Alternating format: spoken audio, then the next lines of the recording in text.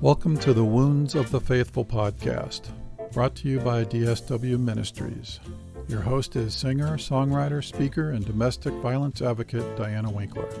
She is passionate about helping survivors in the church heal from domestic violence and abuse and trauma. This podcast is not a substitute for professional counseling or qualified medical help. Now, here is Diana.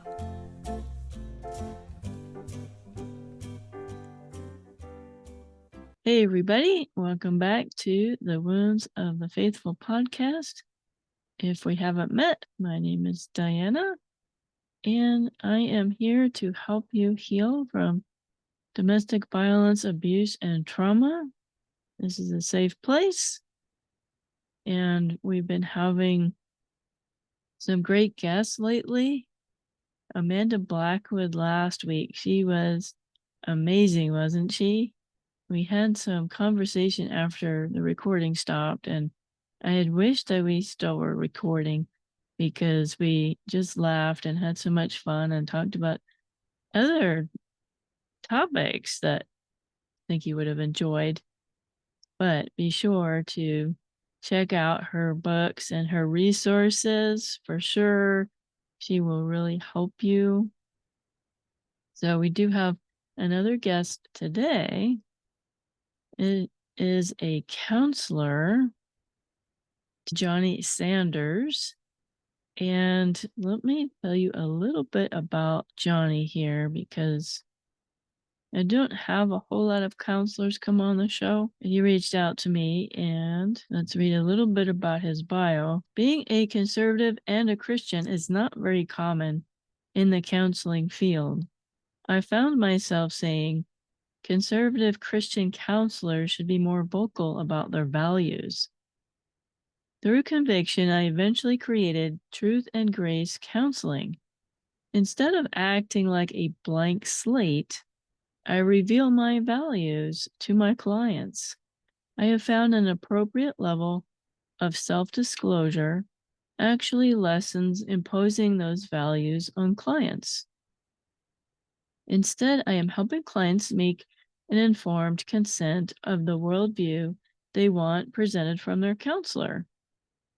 From there, I made Truth and Grace Counseling Podcast. While this has been a great show, I am now rebranding it as Faithfully Engaged. This show is focused on engaging culture instead of living in anger and apathy. I also have plans of adding personal development services to the Faithfully Engaged brand as well.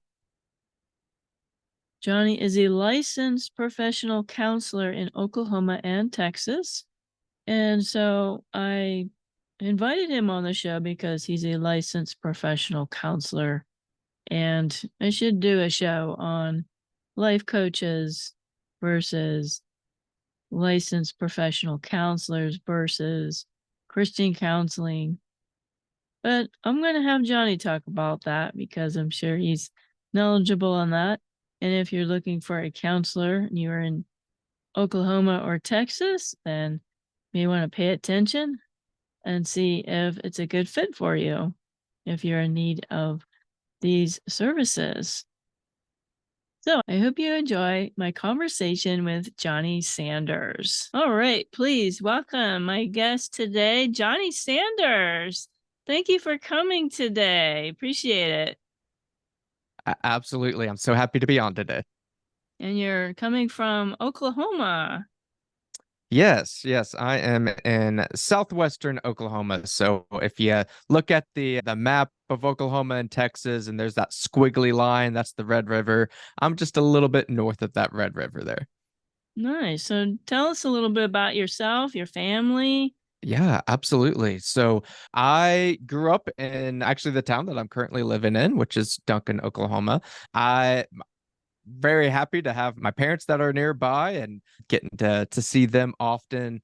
I am married now, and I've been married to my wife. Now we just had an anniversary, so it's just been 6 years now. And we have two kiddos, the way we say it. We have two kiddos that are air breathers right now, and then we've got another kiddo on the way. We got a 3-year-old daughter, a 2-year-old son, and then another son that, as of recording of this, we're about a month and a half away. So we're getting close. Should be at the end of August when he's born. So yeah, we got a growing little family, and it's, any of you that have little kids, it's eventful and tiring, but it's, wouldn't trade it for the world. Of all the hats that I wear, being a husband, being a dad, those are my favorite hats for sure. Well, that's exciting. So congrats on kid number 3. It's going to be fun. Are you a fan of, who's that comedian that does the Hot Pockets? Anyway, he's blonde and he talks about family. That's his shtick. And he says, because I think he's got 5 kids, and he makes this joke: parenthood is you're drowning and then somebody hands you another kid. That's his jokes. Now, did you grow up in a Christian home? Is that your background? Yeah. So that, I grew up in a Christian home. So I grew up in a Southern Baptist church, and I'm still a Baptist. So that's something that as a kid, I just didn't really think about that much. That, yeah, we just went to church. I know that I had my own personal faith at the age of 6, knew that I was a sinner, and was able to accept that gift of salvation from Jesus, and was baptized. And I remember growing up, and particularly when I was like a teenager, and you start hearing some more of these testimonies that, like, I was a drug dealer, or all of these like crazy stories. And then I was saved, and then your life miraculously turned around. And I remember hearing those, and those are great. Don't get me wrong. Yes. I'm so like thrilled to hear those stories. But I would sit back and like, well, what's my story? I was just 6, grew up in church, accepted it. Like, that's just so boring. And now that I'm older, and my church currently is kind of doing a series once a month, we do a potluck, and one member will tell their testimony. And something our pastor says is there's no such thing as a boring testimony. And now that I'm older, I have my own kids growing up. It's like, how much I pray that my kids would have a boring testimony. That would be the best, to just have them come to Christ at a young age. And now, like I said, now that I'm older, I'm so grateful for growing up in a Christian household, and I can look back and see Christ take me out of situations that maybe I could have gotten myself into growing up. So yeah, now I don't see this as just a boring nothing story. Like, I'm super grateful for that. Yeah, I'm glad you see it that way, because I train a lot of people to hold their own small groups for helping people to heal from abuse. A couple of the people that want to train, they have never been abused, like yourself, and they're like, I don't think I belong here. And I would tell them, you do have something of value to offer, that there is a God that loves you. There is such a thing as real Christianity. There is such a thing as a happy marriage and a fulfilling life. It does exist. And your testimony, even though you don't have this horrible abuse story, or you don't have this sexy testimony of, like you say, going to drugs or prostitution or whatever, and then being radically saved, we're all still radically saved. And God can still use us for his glory, regardless of what our background is, even if we think it's not as you say, not as exciting sounding, or it sounds, maybe it's boring to us. So I totally agree with that. Now, you're a counselor. Did you always want to be a counselor? Yeah, I enjoy this question. I've asked it to other counselors, and I enjoy receiving this question too. So the quick answer is no, that wasn't something that I grew up and like, I just want to become a counselor. The journey of that really began when I was probably, I don't know, middle school, high school. I didn't think of counseling during those times, but in my friend groups, I was kind of the people that I was the person that generally people would come and talk to. Say if there's 2 people in the friend group and one's mad at the other person, I usually was that person in the middle that they both would come to. And that was just a natural thing. There's no training, nothing with that. That's just something that I was used to. And then I went into college and I was undecided. I didn't really know what I wanted to do. And ironically, I took my first psychology class, and that was probably the worst class I did in, which was mainly just because I was a freshman and didn't have the best study habits and everything. But I actually really enjoyed it. I found it just really fascinating. And the more of those psychology classes I took, and the more I was kind of looking at myself, okay, I already have some of these built-in skills, some of these natural skills, and I find this kind of intriguing taking these psychology classes. And then I just decided to make that my major and just continued on, and it ended up going to grad school and getting a master's in counseling, and then just like I said, just kept continuing on and eventually got my license down the road. I love it. I love how you take your natural gifts and turn it into a career. So you're a licensed counselor. What's the difference between a psychiatrist, a counselor, a therapist, and what they call life coaches? Yeah, like we were kind of talking off camera, those do get all lumped into the same thing. And there are a lot of similarities between these terms. Some of them are interchangeable, but a lot of them are very different. So let me start with just my journey and kind of what that licensing process looks like. So being a licensed counselor, that is a master's level. So you have to have a graduate degree and some type of counseling program. I can't list for you all the types of programs out there. There are several, but it's not just a bachelor's level. It is a master's level. And then from there, it's not even just as simple as you get your piece of paper and then you're licensed. There's actually a process after that. So your master's is really like your prerequisite to be able to even begin the journey. From there, it depends on the state. In Oklahoma, we called it being a candidate. Others might call it an intern. And that's something too, that with these licenses, they are state license. So they can vary depending on which state that you're in.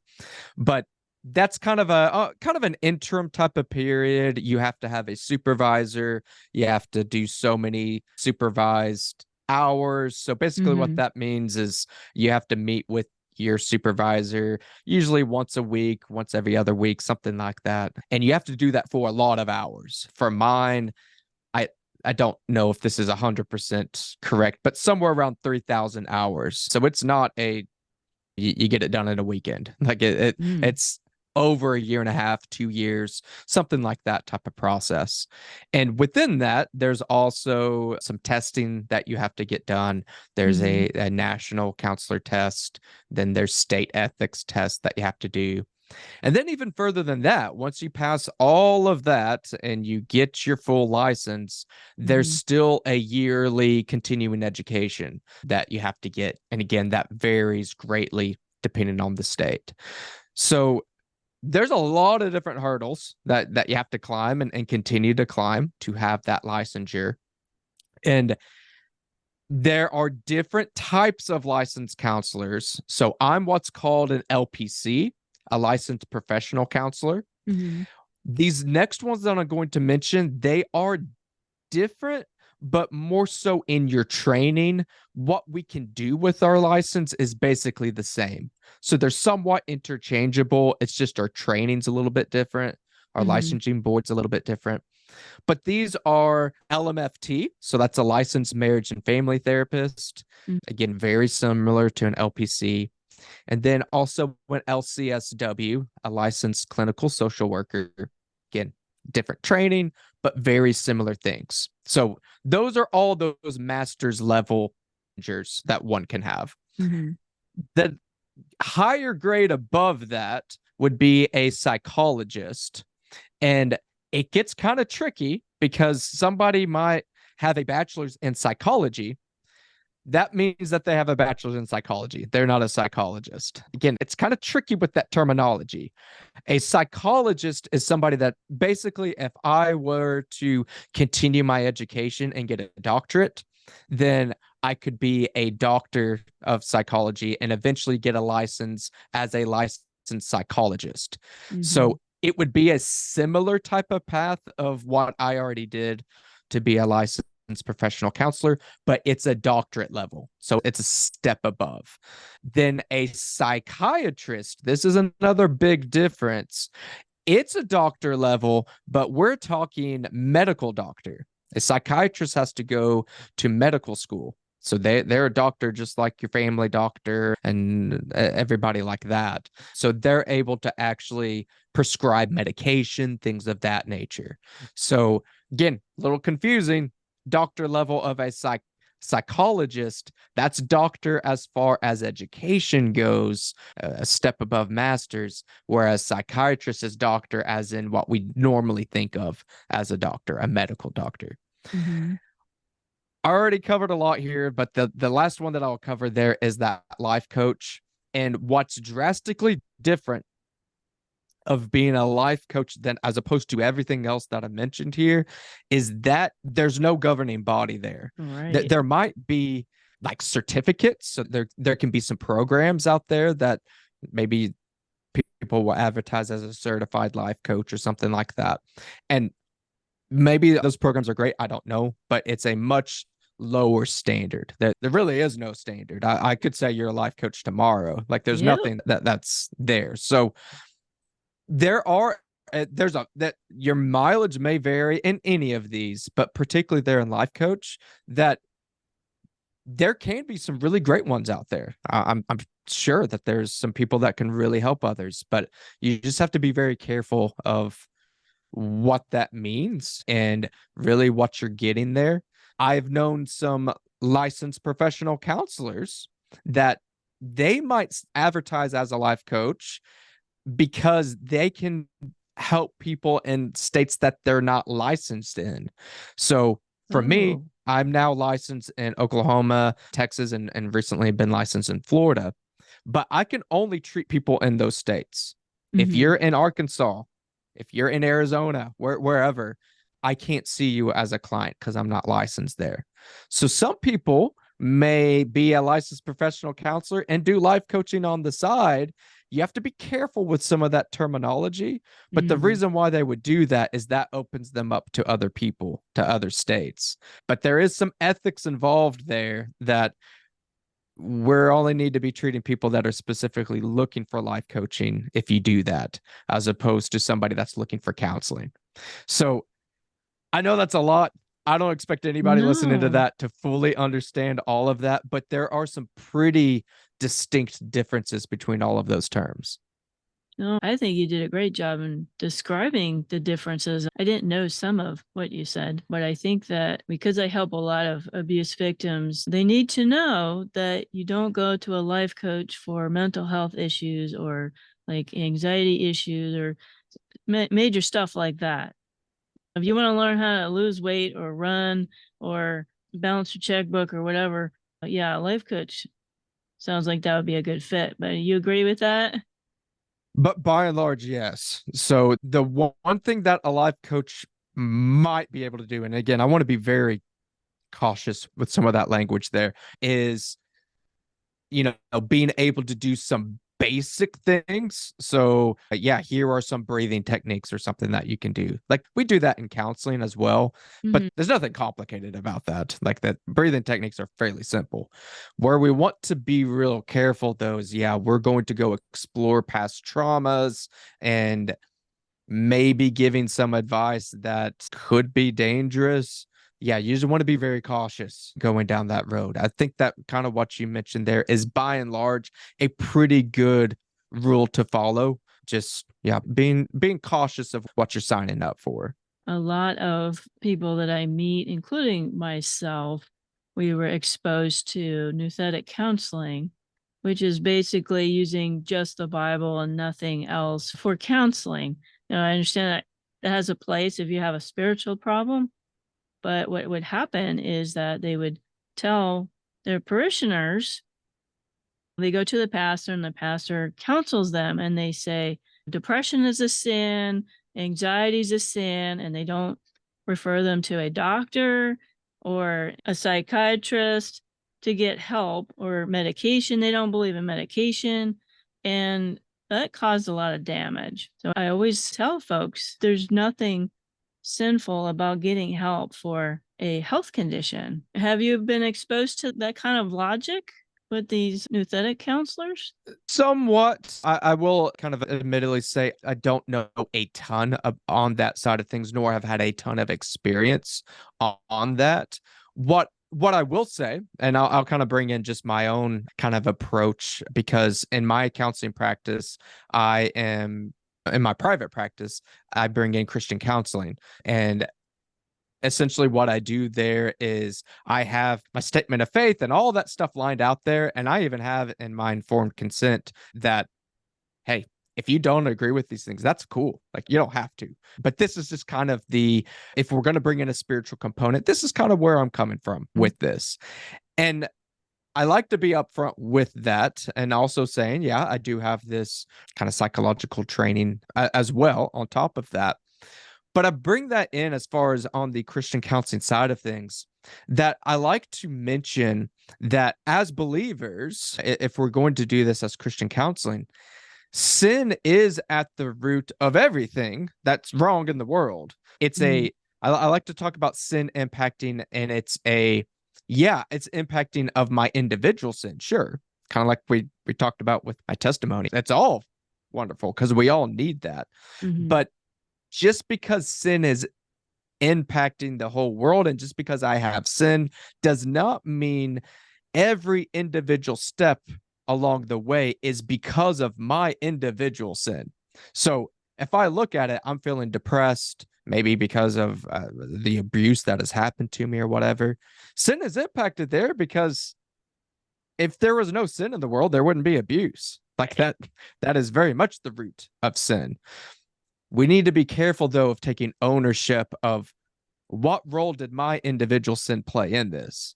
That nobody's individual sin says, yeah, come abuse me. Like, that's not how that works. So we just need to be very careful of how we're viewing sin in that process. And we can have a sinful response to something that wasn't necessarily my fault.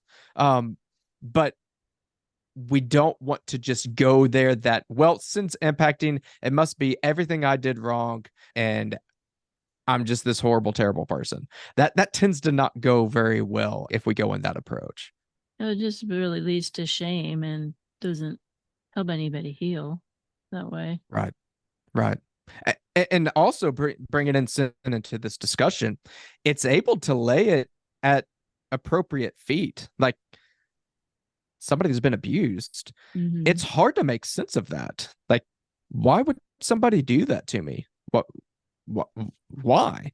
And sin is actually that really makes a lot of sense. Like, because my spouse was sinful, because my grandpa or whoever that might be, we need that laid at appropriate parts there. And also, along with that, sometimes, understandably so, somebody that's been abused or had wretched things happen to them, they're very angry and they want to enact some type of vengeance or something like that. And having a fuller concept of sin, like God says, vengeance is mine. Like, there's a lot of faith there of knowing that behavior doesn't just poof away. Like, he is much better at dealing with sin than we are. And I'll talk about that with clients often. That vengeance that you might want to try to get, understand why you might want to do it. You're not as good as vengeance as God is. And I think this is so important to have that in context there. Yeah, a lot of our listeners, they are blamed for their abuse. Oh, you caused this abuse. You didn't submit enough. You didn't have sex with your husband enough, and he went and did porn, and he was beating you because you made him do it. You said this. You didn't keep the house clean enough. You didn't cook the stuff that he likes. You burnt dinner. Whatever. It was always the person that's being abused is being blamed for something that they have not a lot of control over. And so I'm glad you said that. So you have probably some stories of some people that you've helped. Obviously, we're not going to identify them in any way, but Sure. maybe talk a little bit about some of the experiences you've had with your clients that you've helped or people that you've been able to really make a difference. Yeah, I don't have one particular person I have in mind with this. I've said this with several people, and not just in abuse contexts and other contexts. When it comes to that blame there, again, it's all my fault. That's obviously very manipulative behavior. And that's something that we see very common in abuse, unfortunately, is there is that level of manipulation to where I'm told that I'm the one that's wrong, so therefore I must be the one that's wrong. And many times I speak with my clients of, okay, well, let's look at this. Like, if you did something wrong, then by all means, I say all the time, if I do something wrong, I need to apologize if I have done something wrong. Sure. However, that is tied to a standard of my behavior. It's not tied to somebody's feelings. And that is such a massive concept that many people, most of my clients actually, it's not rocket science. It's not like this crazy idea that I hatched up, but it seems foreign to so many people that I'm not responsible for somebody else's feelings. I'm responsible for my actions. Yes, certainly. And in most of these cases, it's going to be a perpetrator of, if it's domestic type of abuse in that. Not that it doesn't happen wife to husband, but certainly in a lot of these cases, we see husband to wife.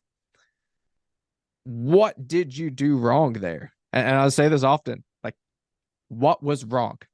Okay, you didn't have enough sex with your husband. That was kind of used as that example. What were the standards there? Are the expectations that it's every single day? Did you cheat on your husband? Going deep into these type of questions. And most of the time, not 100%, but most of the time, we'll look at, okay, if I did something wrong here, it was probably very minimal. Like, I almost liken it to if my wife called me some little name like you're dumb or something like that. So then that gives me the right to punch her in the face. No, that's not how that works. That's not proportionate to what happened. And most of the time when we actually take time to explore it, we realize, okay, again, my piece of the puzzle is very small. So why I'm believing it's all because that I have the whole pie here, that's all my fault, is not based off of my actions, but because of what is being told to me and because of how they feel on the other end. And that's dangerous. We don't make these decisions. We don't apologize, again, based off of those emotions. We apologize based off of those actions. So that is just such a common theme that I see all the time, whether it's abuse cases or not, that we have got to look at your actions. Because if somebody's manipulating me, then it doesn't matter what my actions are. They're going to tell me I'm wrong. But just because they tell me I'm wrong doesn't inherently mean that's true. It just means that they want me to feel that it's true. And that those are two very different things. Definitely. How, as a counselor, do you make them comfortable? So these are really uncomfortable topics when you go to a counselor. I know that with my abuser, I went to 3 counselors, and my abuser would not participate or was very against going to counseling. How do you make somebody comfortable once they get there and either they're scared to talk or they don't want to participate? Yeah. A lot of this does take one, just experience. I've seen many different cases, and I've had many times where maybe I didn't do as good of a job to make somebody feel comfortable. And that is part of the process. That's why we're supervised for so long, is you make mistakes. That's just Yeah. like with any other profession.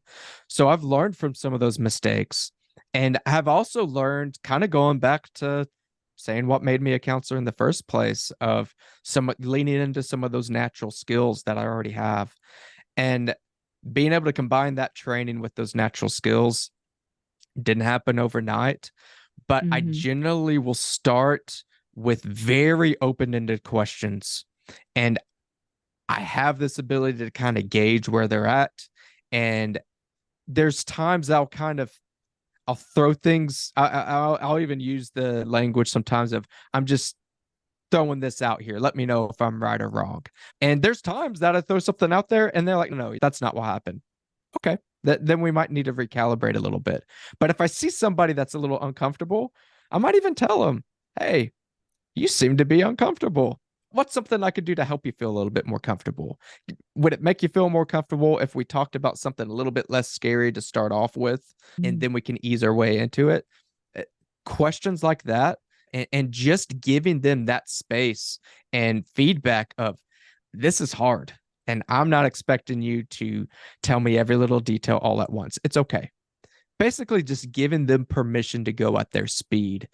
That alone goes a really long way, because if I don't get their buy-in, ultimately, it doesn't matter what I tell them. I could give them the best advice in the whole wide world.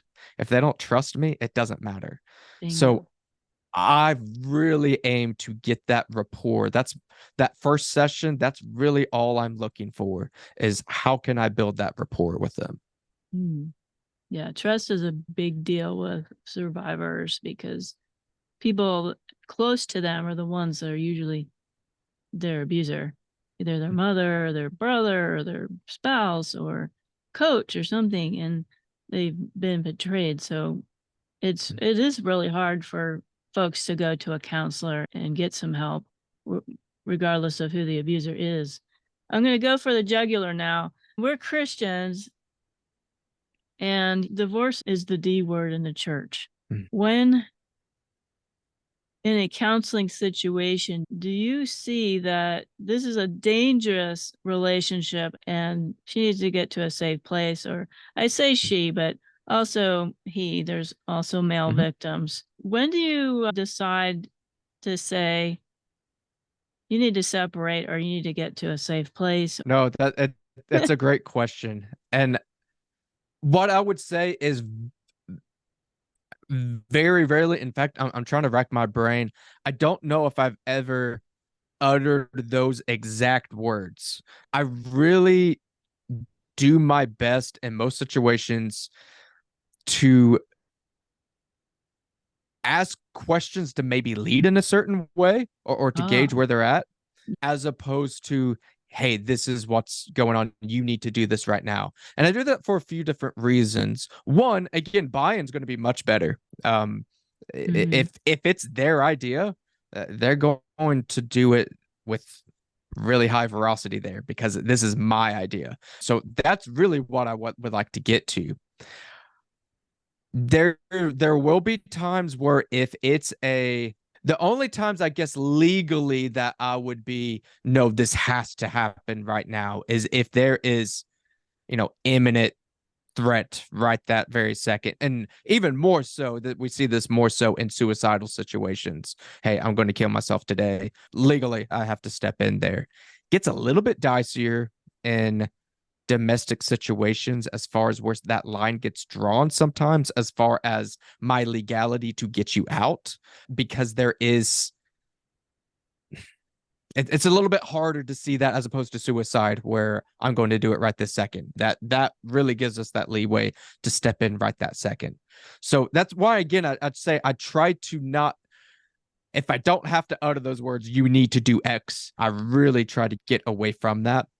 All that being said, I constantly go back to safety. Like, are you safe? And where I do have a lot more leeway is if there's kids involved. Are they safe? Yep. Because if they're not, ultimately, I have to call. And I'll tell them that, like, legally, what I just heard, I have to protect these kids. I don't have as much leeway with you, but for the kids, I have to.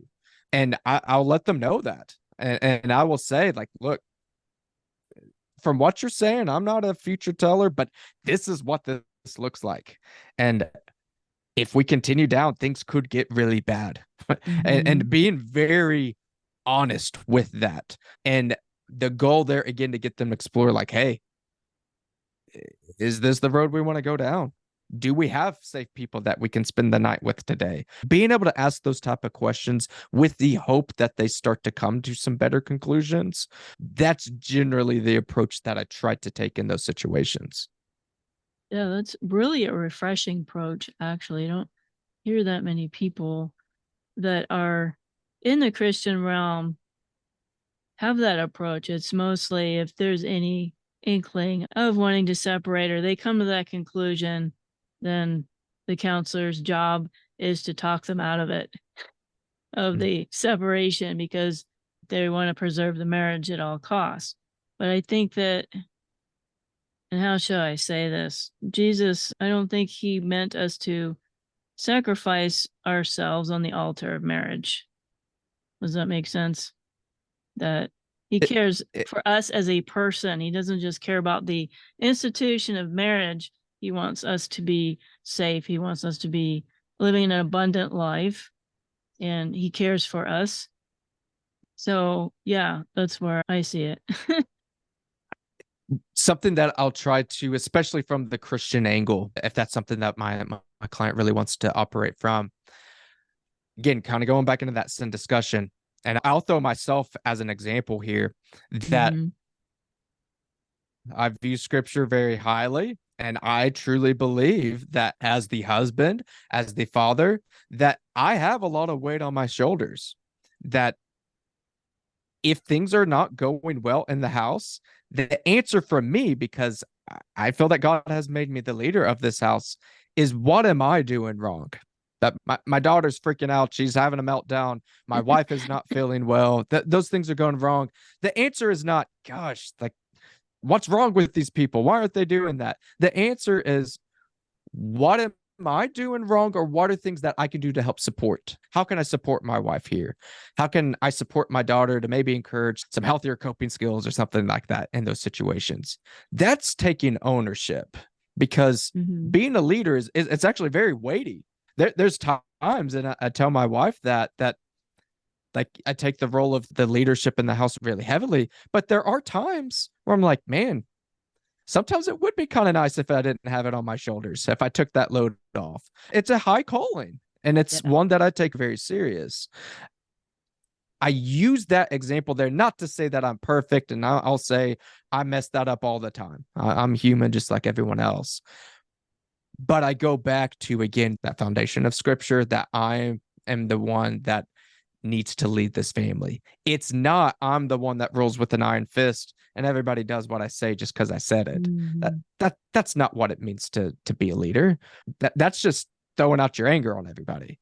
So I like to use that language to show, like, okay, being the head of the house, if we want to use that language, it's much deeper than, again, just everybody do what I say. That's everything that goes wrong in that house. That's at the foot of the husband there. And he needs to takes that serious. And if I'm seeing a couple and where husband's talking about, like, my wife's doing XYZ, I try to put that back. Well, what can you do to help support her better? What can you do to maybe change things up, to make things a little bit less tense in the house? And I use language too of an athlete, a really skilled athlete.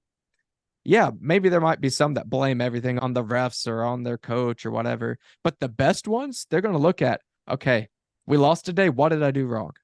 How can I be better here? And that's what I want men in these situations to do better.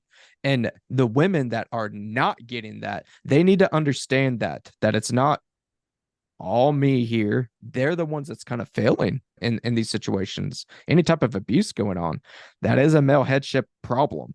And that needs to be addressed. I see that as much more important to be addressed. And if it's not, yeah, maybe we have to weigh our options there. But it's not just get over it, like stay in the marriage just to stay in the marriage. That's not fixing things. That's not a biblical marriage. And that's what I want. I want more biblical marriages. Yeah, everybody talks about the wife submitting, and it always seems to be focused on that. But I love how you bring it to healthy leadership. And Jesus was a servant above all. And I think he set the example of, if you're going to be a leader, you're going to serve. Mm-hmm.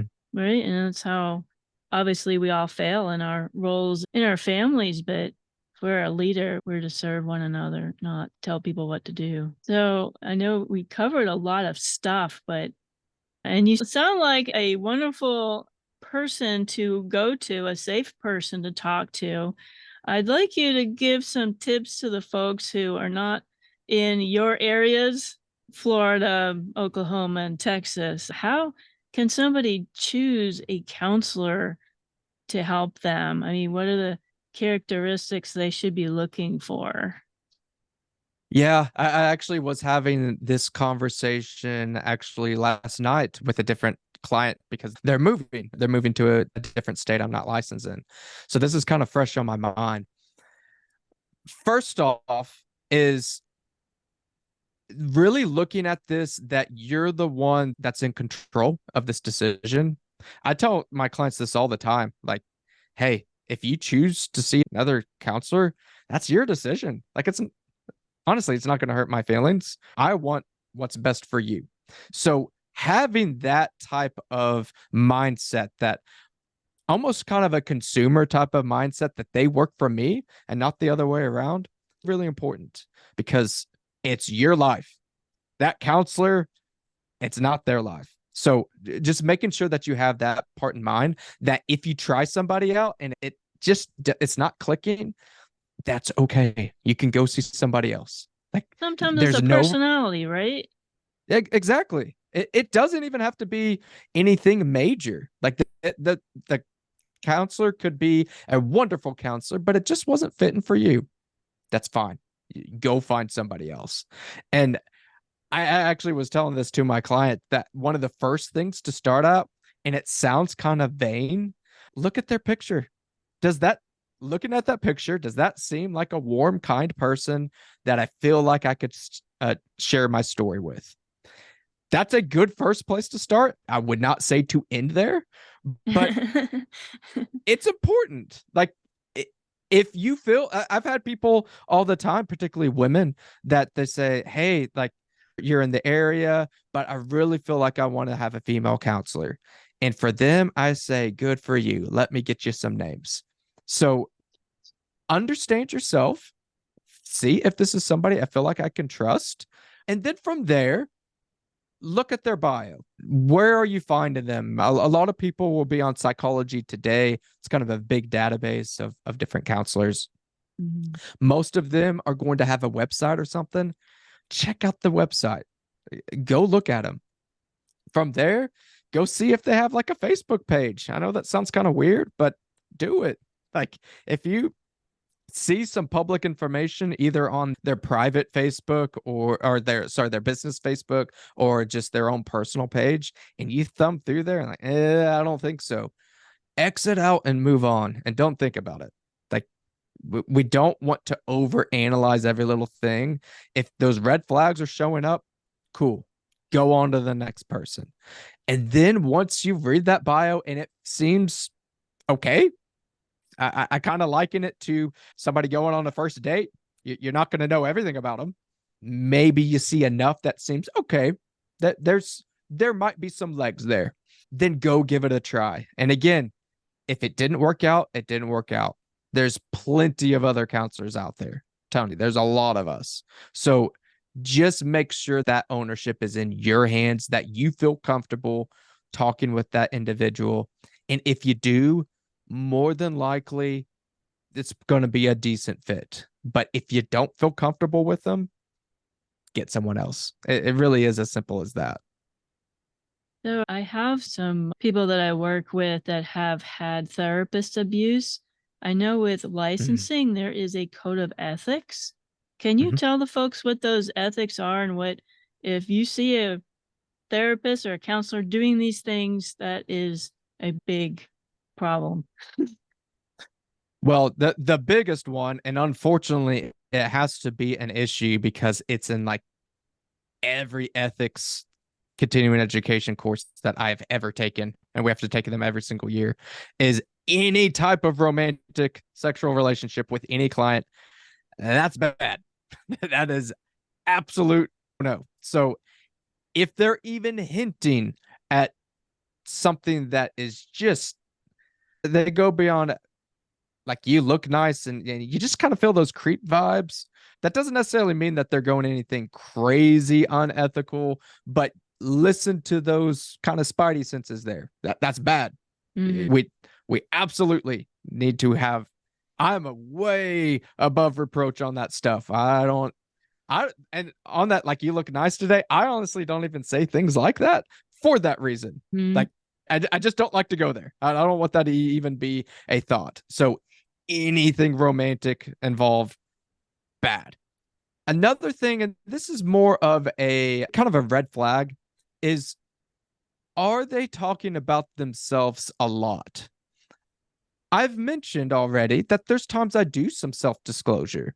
I'm not saying any personal stories is inherently a bad thing, but you need to be careful that they are not making it about themselves. So if you feel like, man, I was here to talk about me, not about them all the time, probably red flag. They're probably overgoing some of those boundaries there. Another thing too is any type of fraudulent insurance billing. If you see something that maybe on your, if you're using insurance that's like, you billed me for this, but I wasn't, I don't remember us meeting that day. Pretty big red flag. You certainly don't want to go down that road. There are many other ethics things we have to look out for. Those are some of the bigger ones. But the biggest thing I would say is, if it seems icky and something just seems off, something's probably off. Yeah. And every state has licensing boards. They have publicly available information. You can file a complaint at any time for any reason, and you are not held liable there. So know that you have that at your disposal, because if they're making you feel a little icky, they're probably doing that to someone else too. Yeah. That's another reason to go to a licensed counselor, because you have that protection. Right? Yeah, that's a very big deal to have that protection there. Exactly. And we talked a lot about a lot of different topics. Is there anything that we didn't talk about that you wanted to say about your counseling there? I would say, anyone that's listening, and I assume most here that have a Christian faith, just know that while things are grim, you might feel dirty, you might feel like all hope is lost. It's not. The forgiveness, the love that Christ can give all of us in him is so much higher than any earthly love, any earthly hurt that's here either. So I know it can seem grim. I know it can seem hopeless. And I know that hurt is real. I do. It's not a just say a prayer and get over it. Not communicating that. But don't lose that hope. Once we lose that hope, things get scary. They get scary really quick. So just make sure that you keep that hope. Great advice. I really enjoyed our conversation. Now, you have a podcast that you could probably tell folks about. Yeah. So I initially had a podcast. So my counseling name is Truth and Grace Counseling. So I originally just started it and said it's the Truth and Grace Counseling Podcast, just slapped podcast on there. And it was a fun little project, but it kind of turned into its own thing. And I wanted to separate it from my counseling practice.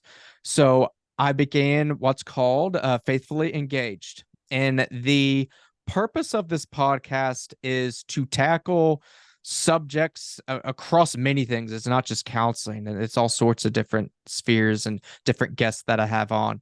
But the theme is that these are people that are actively engaging culture. and are not just living in anger and apathy. I approach this really from a more of both a Christian background, although not all of my guests are Christian, and also from more of just a kind of a conservative values type of perspective. And again, not all of my guests or listeners are conservative either. But I made this because so much conservative Christian content out there is how bad things are. And I get it. There's bad things. Like we've talked a lot about bad things that are here right now. So I'm not dissing all of that. But so often people hear that and they get desensitized and then they just get apathetic. So what's the point of doing anything? And I don't like that. I like people to be engaged. I want them to do something with their lives. So that's really what the theme is. I talk about guests that are actively doing something in their lives. I try to bring some practical solutions to different things that are going in and on people's lives. And again, being active and the things that are beyond my control, learning to let those things go. So that's really what the theme of Faithfully Engaged is. Awesome. I hope everybody tunes in to his podcast. And are you taking clients that are in your states? I am. My caseload is always consistently fluctuating, but on my website, truthandgracecounseling.com, I've tried to make it pretty easy for clients that you can actually schedule just right there on the website, and it has that availability just kind of built in. And I able to get a kind of a neat little tool, and it's HIPAA compliant, so it's confidential and everything. But yeah, it makes it really simple to just sign up, and you can see my schedule right there. But yeah, that's at my website, truthandgracecounseling.com. Wonderful. I'll put that in the show notes for everybody. And this was a fun conversation. We learned a lot and got some great nuggets. And I remember the name of that comedian now, Jim Gaffigan. Okay. Yeah. You know now what I'm that's talking ringing about some now. Yeah. He's very funny. So Yeah. thanks so much for being on the show today. God bless you, and definitely keep in touch. Absolutely. Thanks so much for having me on. Thank you for listening to the Wounds of the Faithful podcast. If this episode has been helpful to you, please hit the subscribe button and tell a friend. You can connect with us at dswministries.org, where you'll find our blog along with our Facebook, Twitter, and our YouTube channel links. Hope to see you next week.